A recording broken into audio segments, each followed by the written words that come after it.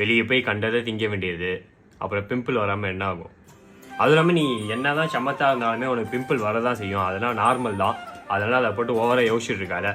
இங்கே வா, என்ன பண்ணு, இந்த ஐஸ் கியூப் இருக்குல்ல, ஐஸ் கியூப்பில் வந்து இந்த காட்டன் துணியை சுற்றி பிம்பிள் மேலே வச்சு எடு.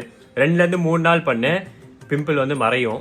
இப்போ மெயினான மேட்ரு என்னன்னா, உனக்கு கிளியர் ஸ்கின் வேணும்னா உன் ஸ்கேல்ப் வந்து க்ளீனாக வச்சுக்கோ. எப்பப்பனா தேவையோ அப்பப்பனா ஹேருக்கு கரெக்டாக ஷாம்பு பண்ணு. அப்புறம் நீ யூஸ் பண்ணுற மாய்ஸ்சரைசர், உன் மேக்கப் ப்ராடக்ட்ஸ்லாம் உன் ஃபேஸுக்கு செட் ஆகுற மாதிரி யூஸ் பண்ணு. உன் பில்லோ கவரை வந்து நல்லா வாஷ் பண்ணி க்ளீனாக வச்சுக்கோ. மூஞ்சில கை வைக்காத, உட்கார்றப்ப இந்த இப்படி உட்காருறது அப்படி உட்காருறது அந்த மாதிரிலாம் உட்காராம ஃபேஸில் கை வைக்காம இரு. இவ்வளோ சொல்லியிருக்கேன். நாளைக்கு சண்டே வேறு. ஃபாஸ்ட் ஃபுட்டு, இந்த ஜங்க் ஐட்டம், ஐஸ்கிரீமு இதெல்லாம் நான் சாப்பிட போகிறேன். நான் முன்னாடியே சொன்ன மாதிரி நீ என்ன தான் பண்ணாலும் பிம்பிள் வரதான் செய்யும், அது நார்மல் தான். சாப்பிடு, ரொம்ப சாப்பிடாத. சண்டே ஜாலியாக வெளியே போயிட்டு வா.